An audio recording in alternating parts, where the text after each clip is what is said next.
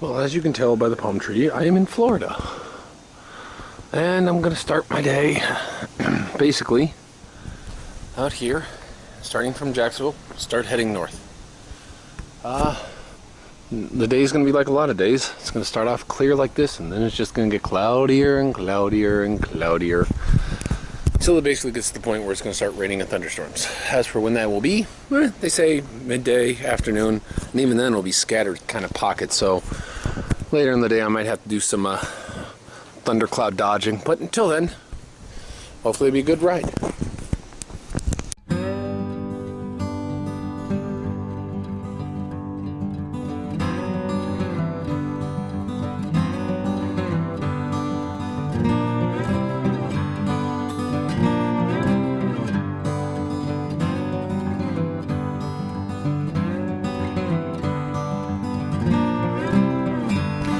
Leaving from Florida is, okay, so going back north.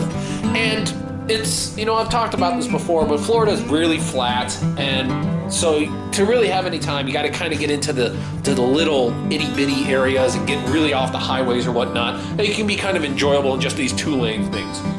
There's not a whole lot to see. It's not a whole lot of technical driving or a lot of fun driving. So you're really just kind of like watching, just looking around and all this stuff. So, but I did find some interesting spots here and there. One spot I found that I wish I could have visited, but I already had a destination in mind for today. But the one place was a swamp, okay? And I'll just leave that there.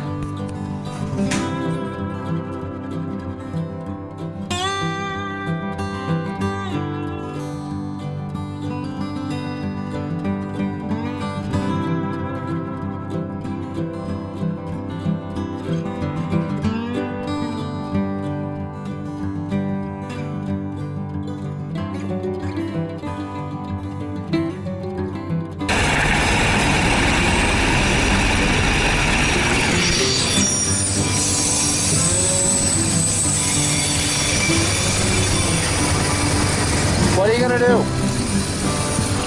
You know, this happens from time to time. You get stuck behind a train. You just hope it's not one of those mega gargantuan long ones that have like 4 engines at the front. They pull like a mile, it seems, of freight. I mean, I guess some of the turns kind of determine like how fast they could take it, but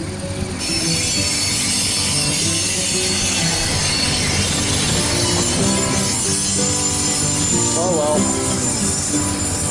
Oh, just sit back. Sit right back and hear a tale of a faithful trip that started once way back when aboard a train. Like,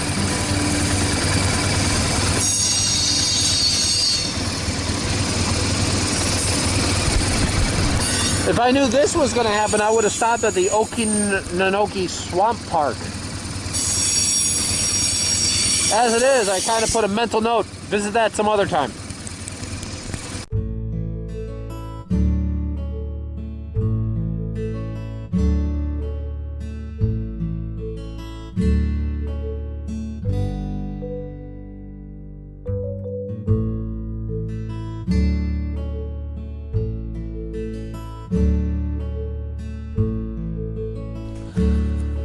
My stupid little song aside, man, it's, you know, some of these trains that go across the country are gigantic in length. They really are. Some of them, you know, they'll literally have like 4 locomotives on them, and then they're like a mile long, and you can be stuck behind them for like a half hour. Most people don't realize that most of the places there aren't bridges for the railroad to go by, or for the road to get over or under. A lot of times you're just stuck right there, and I hate to say it, a lot of times there are no barriers that come down. You literally have to look for the train yourself, and there'll usually be a flashing light. Sometimes there's not even that. They're just tracks on the road. So, you know, you need to be careful, because well, nothing really, you know, train beats everything. So one of the things was, I did see the Okefenokee Swamp or whatnot, and I'm kind of amazed and fascinated that these swamps would be avoided a few hundred years ago or whatnot. Now they're tourist attractions. You know, you can camp in the swamp. Like, I don't think anyone would intentionally camp in the swamp like 50 years ago, but now it's like people go and pay money to camp in a swamp. Kind of interesting times we are really living in when people will pay to get a tour of the swamp, to camp in a swamp. It's like, you know, I definitely, I see them every now and then, and I really should explore one a little bit more. But oh man, swamps are kind of crazy places because just the sheer amount of bugs that are in a swamp. I mean, you gotta have your bug spray, like, you know, basically bathing in it in order to keep the bugs off. The one spot I was going through here, and as I was just kind of enjoying the countryside, heading up into Georgia, was I did go, and I would eventually visit Andersonville. Now, Andersonville is a POW camp that was used during the Civil War for the Confederacy.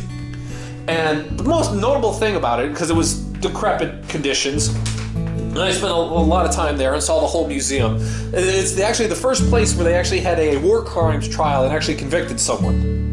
This was the first place it would happen. But I have a whole bunch of video on that, and I'll put it up separately when I get around to it. But as for that, I was just heading up to Macron, and it was kind of nice, delightful little ride here. Because there's not a whole lot in southern Georgia. It's not really mountainous, and a lot of the roads are still pretty straight, so you best enjoy just the kind of the small villages. Stop where you can, maybe grab some of those local Georgia stuff, you know, peaches or whatnot. But this would end with me settling a little south of Atlanta at Macron, which actually was turned out to be a nice, delightful little town or city. I don't know where you draw the lines there of what population was, but could be a whole lot of fun, and it was definitely a fun time and a fun place to go. And a fun place to go. So it was worth it, and continue on.